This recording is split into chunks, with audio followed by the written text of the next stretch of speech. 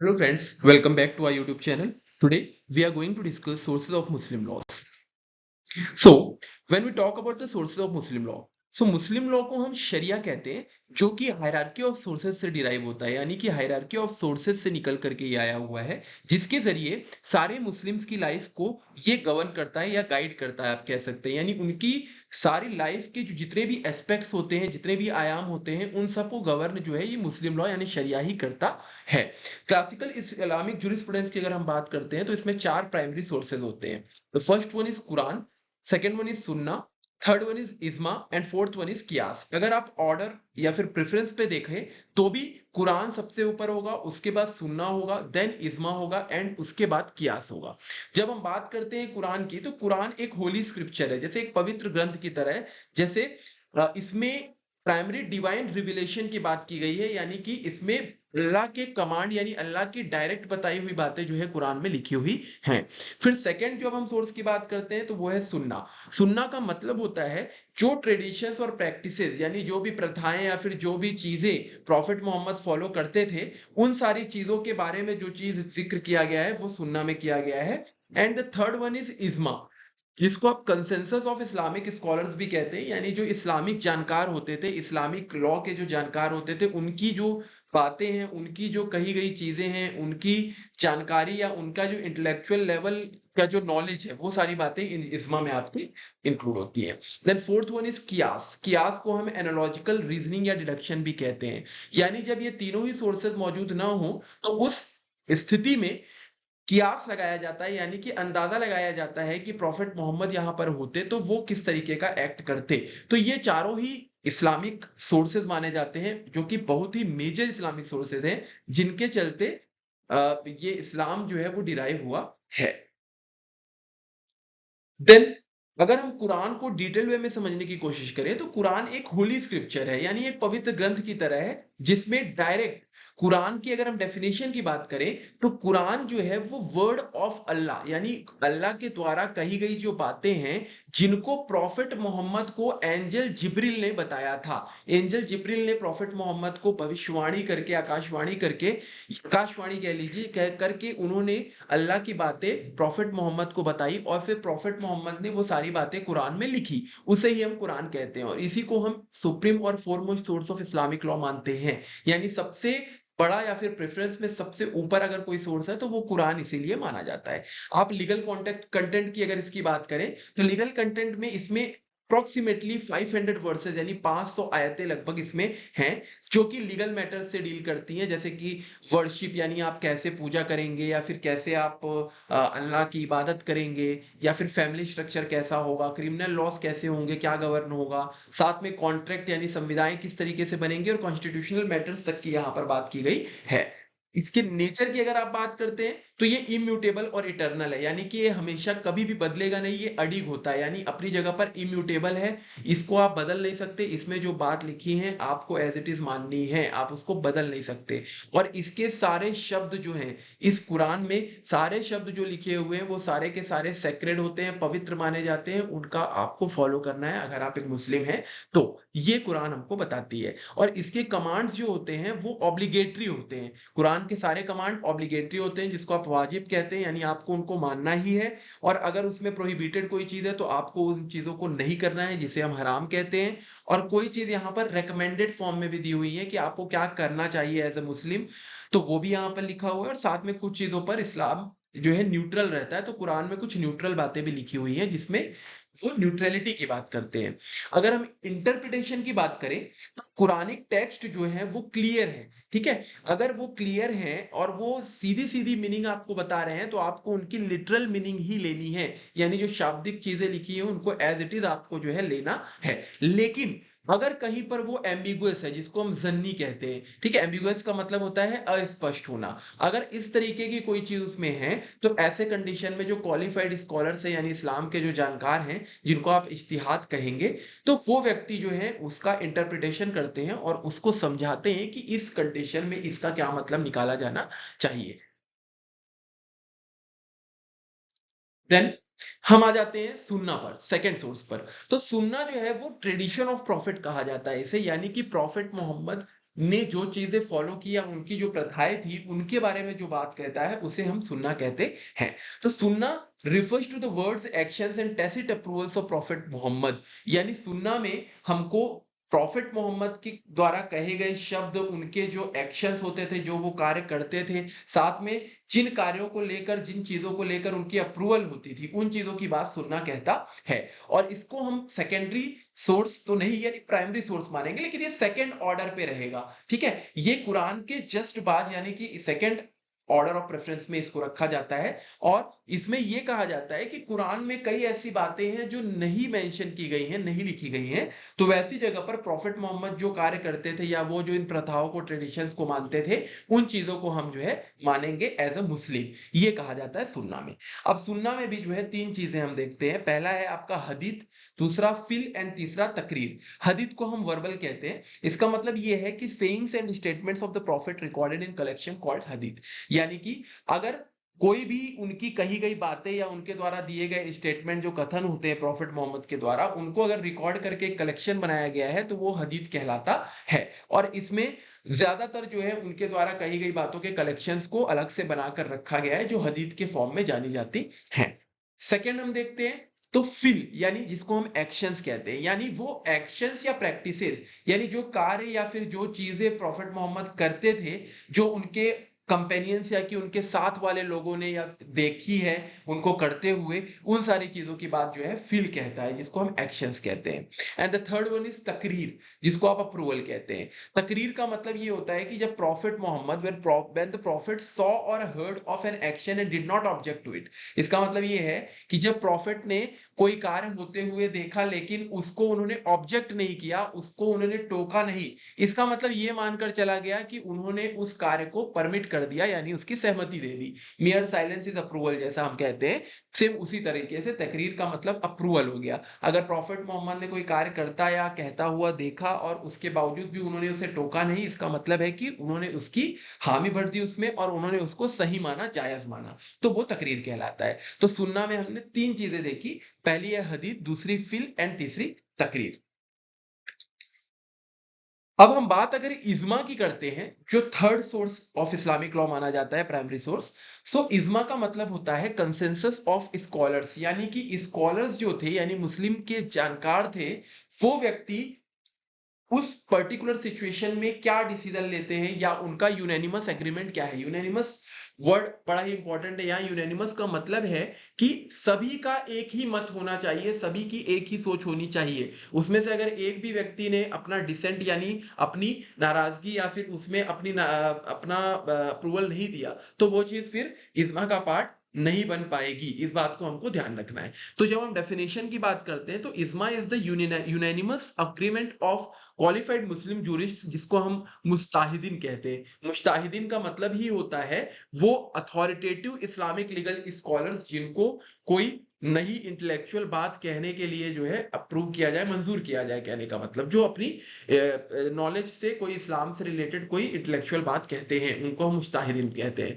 तो ijma is the unanimous agreement of qualified Muslim jurist of a particular age on a legal question arising after the death of the prophet, यानी profit Mohammad की मृत्यु के बाद, उनकी death के बाद अगर कोई भी लीगल क्वेश्चन यानी इस्लाम से रिलेटेड कोई भी लीगल क्वेश्चन अगर उठ करके आता है, तो उनमें इन सारे लीगल स्कॉलर्स जो मुस्लिम जूरिस्ट थे, मतलब जो जानकार थे मुस्लिम धर्म के, उन सब का एक यूनानिमस एग्रीमेंट, इसका मतलब है कि मिल करके वो जो डिसीजन लेते थे उसको हम इज्मा कहते हैं।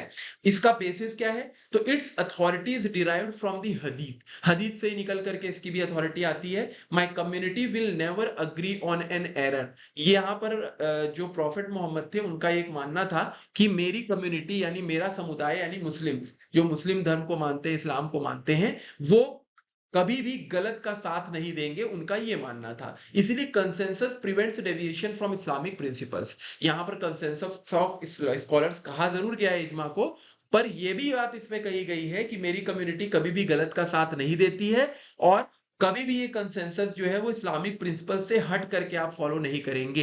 इस्लामिक प्रिंसिपल्स को ध्यान में रखते हुए ही ये कंसेंसस आपको बनाना है, एग्रीमेंट आपको, यूनानिमस एग्रीमेंट आपको बनाना है। इजमा के कुछ प्रकार है यानी काइंड्स है, तो उसको भी देख लेते हैं। तो first one is ijma of companion Sahaba जिसको कहते हैं, यानी जो प्रॉफिट मोहम्मद के साथ रहते थे, जो लोग लगभग कंपेनियन थे उनके उनके इजमा को हम सहाबा कहते हैं। सबसे ज्यादा इंपॉर्टेंट और अथॉरिटेटिव, सबसे सही इसी को माना जाता है। दूसरा है इजमा ऑफ लेटर स्कॉलर्स, यानी बाद में जो स्कॉलर आए उनके साथ वाले ना होकर के बाद में जब वो इस्लामिक जानकार आए तो उनकी बात क्या है कही जा रही है, तो वो भी वाइडली एक्सेप्टेड है, यानी कि सेकंड प्रेफरेंस इसको दिया जाता है, इस टाइप ऑफ इजमा को। The third one is tacit इजमा, इसका मतलब साइलेंस इंप्लाइज एग्रीमेंट, जिनमें प्रॉफिट मोहम्मद शांत रहते थे, उनका ऑब्जेक्शन नहीं होता था जिन कार्य में, उनको ये मानकर चला जाता था कि वो उसको अग्री कर रहे हैं, तो थर्ड प्रेफरेंस जो है ये टैसिट इजमा को दिया जाता है। तो ये इजमा के बारे में हमने देखा। अब कंडीशंस वैलिड इजमा की क्या होंगी?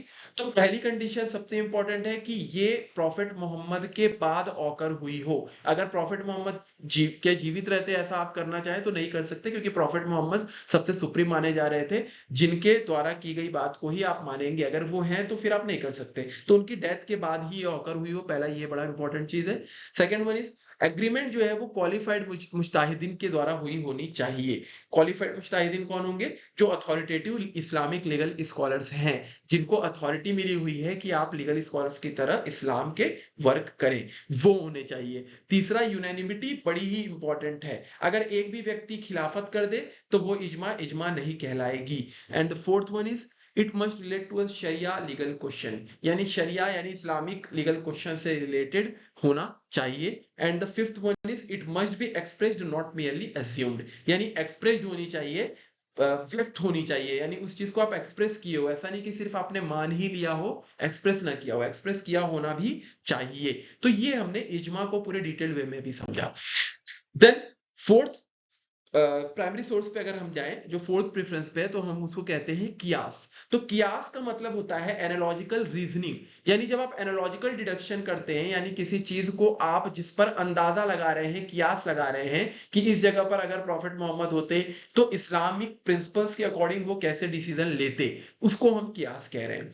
तो इसकी डेफिनेशन है when a legal issue has no direct Quranic और सुन्ना रूलिंग जुरिस्ट अप्लाई कियास, जहां पर किसी भी लीगल इशू में अगर कोई भी कुरान या सुन्ना की रूलिंग उस पर नहीं है, मतलब कुरान में उस पर्टिकुलर पॉइंट पर कोई चीज नहीं लिखी हुई है, ना तो सुन्ना में उस पर्टिकुलर लीगल इशू पर कोई बात नहीं कही गई है, तो यहाँ पर जो जूरिस्ट होते हैं यानी जो जजेस होंगे, एक प्रकार से या तो इस्लाम के जानकार होंगे, काजी होगा, इस तरीके के लोग, वो कियास अप्लाई करेंगे। ठीक, कियास अप्लाई करके वो एक्सटेंड करेंगे एग्जिस्टिंग रूलिंग को एनालॉजी के जरिए, यानी अपने दिमाग के जरिए इस्लामिक प्रिंसिपल्स को ध्यान में रखते हुए वो क्या करेंगे, एक कुछ रूलिंग्स को एक्सटेंड करेंगे इस्लामिक प्रिंसिपल्स को ही फॉलो करते हुए, वो उन मैटर्स पर जिन मैटर पर कुरान या सुन्ना साइलेंट है, उन मैटर्स पर अपना कोई डिसीजन देंगे या फिर एनालॉजिकल रीजनिंग देंगे, उसको हम कहते हैं कियास। ठीक, तो कियास भी चार प्रकार के यहाँ पर डिस्कस किए गए हैं। पहला है अस्ल, जिसको ओरिजिनल केस कहा जाता है,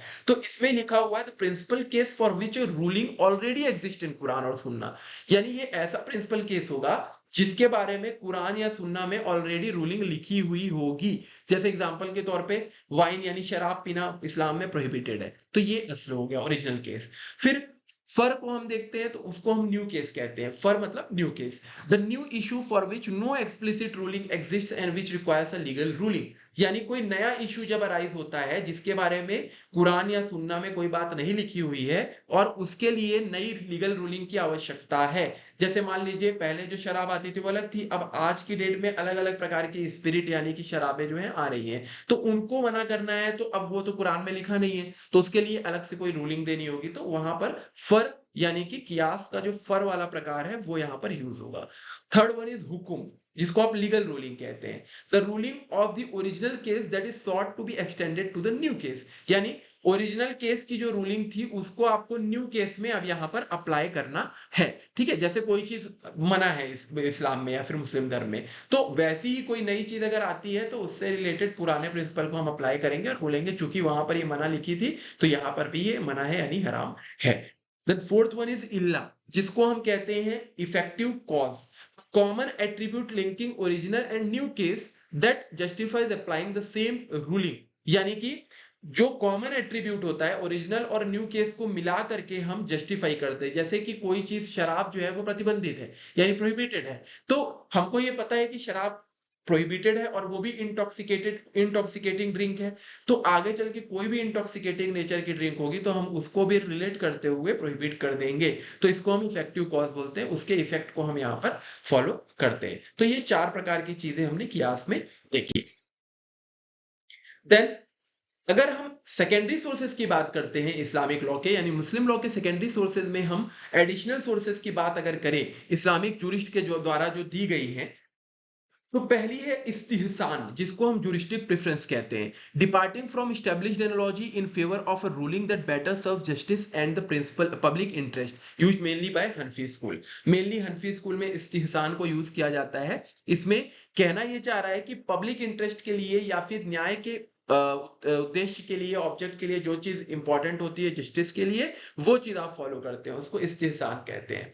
द सेकंड वन इज मसलहा मुरसला, इसको पब्लिक इंटरेस्ट, पूरी तरीके से पब्लिक इंटरेस्ट पर ये बेस्ड होती है, तो ऐसी रूलिंग्स जो कि जनरल वेलफेयर पे बेस्ड होती है जिसको आप कहते हैं मसलहा, यानी जनरल वेलफेयर यानी आम जनता के भलाई के लिए जो चीज होती है उसको हम कहते हैं मसलहा मुरसला, पब्लिक इंटरेस्ट पे बेस्ड होता है। ये जनरली यूज जो है वो मलिकी स्कूल के द्वारा किया जाता है। स्कूल्स अलग अलग प्रकार के होते हैं, हनफी स्कूल, मलिकी स्कूल, इस तरीके के स्कूल, तो ये मलिकी स्कूल में यूज जनरली किया जाता है।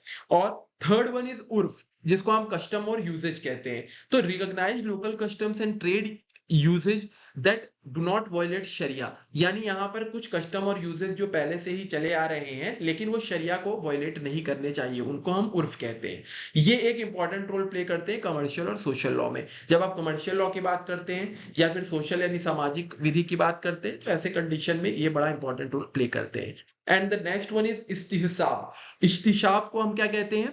लीगल प्रिजम्पशन कहते हैं। तो presuming that past state of affairs continue until evidence of change appears, इसका मतलब ये है कि पहले से जो चीज चलती आ रही है, स्टेट ऑफ अफेयर्स जो चीज चलती आ रही है उसी को हम कंटिन्यू करेंगे जब तक कि परिवर्तन के कोई एविडेंस या साक्ष्य हमको देखने को ना मिल जाए। यानी हमको कोई एविडेंस अगर दिख जाता है चेंजेस के, तब हम उसको चेंज करेंगे, अदरवाइज जो पहले से चलता आ रहा है उसको ही हम लीगली प्रिज्यूम करेंगे, तो वैसा ही चलाते आएंगे। ये चीज हमारी लिखी हुई है। देन ये एविडेंस पे बेस्ड ज्यादातर ये बात करता है, जब एविडेंस की बात आती है तो इस हिसाब की हम बात करते हैं। देन सदल धाराई हम इसको कहते हैं, ब्लॉकिंग द मीन्स जिसको कहा जाता है, prohibiting an otherwise permissible act that is likely to lead to a prohibited outcome, यानी जनरल तौर पे कोई एक्ट जो है वो परमिसिबल है परंतु आगे चल के उसका जो परिणाम मिलने वाला है, आउटकम मिलने वाला है, वो प्रोहिबिटेड होगा, यानी वो चीज मना की गई होगी, प्रतिबंधित की गई होगी, हराम होगी, तो वैसी चीज को भी यहां पर प्रोहिबिट कर दिया जाएगा। ये चीज लिखी हुई है सदल धाराई में। Preventive principle to block paths to harm, यानी कि हार्म यानी किसी को क्षति पहुंचाने या फिर हार्म करना, हराम की तरफ बढ़ने से रोकने के लिए ये प्रिंसिपल बनाया गया है। And the last one is कवल अल सहाबी, जिसको आप कंपेनियंस ओपिनियन कहते हैं, यानी प्रॉफिट मोहम्मद के जो कंपेनियंस थे, साथ वाले थे, उनके जो ओपिनियन होते हैं उसको हम कवल अल सहाबी कहते हैं। सहाबा वर्ड भी कहते हैं हम, कंपेनियंस ऑफ प्रॉफिट मोहम्मद को हम सहाबा कहते हैं। तो कवल अल सहाबी का मतलब ही होता है जो कंपेनियंस ऑफ प्रॉफिट मोहम्मद थे उनकी जो ओपिनियन होंगी उनको कहेंगे। और इसको अथॉरिटेटिव कई स्कूल्स के द्वारा माना जाता है क्योंकि प्रॉफिट के वो बहुत करीबी लोग थे, इसलिए इसको बहुत सारे स्कूल्स जो हैं ज्यादा अथॉरिटेटिव मानते हैं, ज्यादा सही और ज्यादा ऑथेंटिक मानते हैं, क्योंकि वो उनके करीबी थे तो वो ज्यादा अच्छी तरीके से इस्लाम को जानते होंगे, ये माना जाता है। तो अभी हमने यहाँ पर सेकेंडरी सोर्सेस देखे जो कि इस्लामिक जूरिस्ट के द्वारा रिकॉग्नाइज किए गए हैं। 6 प्रकार के हमने सेकेंडरी रिसोर्सेज यहाँ पर देखे।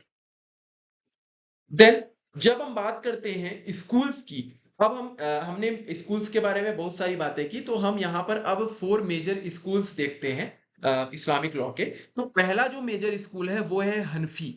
हनफी स्कूल ऑफ लॉ जो है वो इमाम अबू हनीफा इनके द्वारा जो है एक प्रकार से फाउंड किया गया, ये माना जाता है। स्ट्रांगली यूजेस कियास एंड इस्तिहसान, और ये ज्यादातर कियास और इस्तिहसान को ये मानते हैं। इनके डेफिनेशंस हमने पहले ही जिक्र कर ली, तो अभी हम इसको दोबारा रिपीट ना करते हुए आगे की तरफ बढ़ते हैं। Accept broader role of reason, reasoning को ये ज्यादा महत्व देते हैं और ये सबसे बड़ा स्कूल माना जाता है। साउथ एशिया, सेंट्रल एशिया और टर्की में ज्यादातर हनफी स्कूल को ही फॉलो किया जाता है। तो 699 से 767 सीई तक इमाम अबू हनीफा रहे और उन्होंने ही इस स्कूल को फाउंड किया। देन सेकेंड स्कूल की हम बात करें तो वो मलिकी स्कूल है। इमाम मलिक इब्न अनस 711 से 795 सीई तक ये रहे और इन्होंने ही इस स्कूल को फाउंड किया, ये इसके फाउंडर रहे। तो इन्होंने एम्फेसिस किस पर किया? Practice of Medina community and मसलहा मुरसला, primary north and west Africa. ज्यादातर ये नॉर्थ और वेस्ट अफ्रीका में फॉलो किया जाता है और ये ज्यादातर मदीना कम्युनिटी जो थी, मदीना में रहने वाली जो कम्युनिटीज थी, वो जो चीज को प्रैक्टिस करती थी उन पर ये ज्यादातर एम्फेसाइज करते थे, उस पर ये ज्यादातर बेस्ड थे। तो ये नॉर्थ और वेस्ट अफ्रीका में ज्यादातर फॉलो किया जाता है मलिकी स्कूल को। देन शैफी स्कूल में हम आते हैं। इमाम अल शैफी इसके फाउंडर थे जो कि 767 से लेकर के 820 सीई तक रहे हैं। सिस्टमेटाइज्ड उजुल फिक, रेस्ट्रिक्ट्स कियास, एम्फसाइज कुरान एंड ऑथेंटिकेटेड हदीथ, common in South Asia and साथ में एशिया एंड इजिप्ट, यहां पर ये ज्यादातर फॉलो किया जा रहा है। तो कहने का मतलब यहां पर ये है कि ये कियास पर ज्यादा फोकस नहीं करते थे, इनका पूरा जो फोकस होता था वो कुरान पर और हदीथ पर होता था। और ये एशिया और इजिप्ट जैसी जगह पर ये स्कूल ज्यादातर देखने को हमको मिलता है। Then the next one is Hanbali school. Hanbali school की जब आप बात करते हैं तो इसके फाउंडर थे इमाम अहमद इब्न हनबल। ये 780 से लेकर 855 सी तक रहे और इन्होंने ही हनबली स्कूल को फॉर्म किया। और मोस्ट लिटरल यूजेस कियास स्पेरिंगली एंड प्रीफर्स वीक हदीथ ओवर रीजनिंग, यानी कि रीजनिंग को ये भी ज्यादा इंपॉर्टेंस देते थे, हदीथ को थोड़ा वीक मानते थे। और सऊदी अरब और कतर जैसी जगह में हनबली स्कूल के फॉलोअर्स आपको ज्यादा देखने को मिलते हैं। तो ये 4 major schools of Islamic law हैं, जिसको आप मधाब्स भी कहते हैं, स्कूल्स को मधाब्स भी कहा जाता है, जिनको मुस्लिम्स मेजरली जो है इन्हीं स्कूल से डिराइव होते हैं।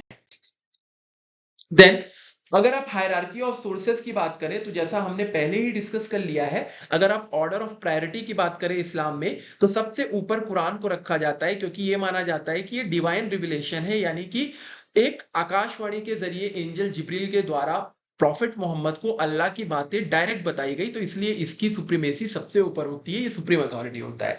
द सेकंड वन इज सुन्ना।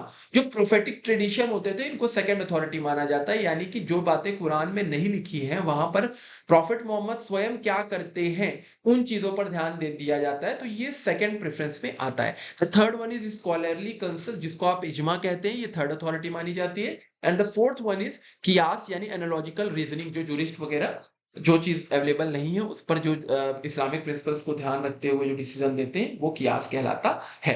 And after that secondary sources को हम रखते हैं, जो 6 प्रकार के सेकेंडरी सोर्सेज हमने देखे, और भी हैं पर ये 6 इंपॉर्टेंट्स जो थे वो हमने आपको बता दिए। तो फिलहाल के लिए आज हमने So in this video, we discussed sources of Islamic law and schools of Islamic law in detail. For more such videos, do like, share and subscribe to our channel. Thank you for watching.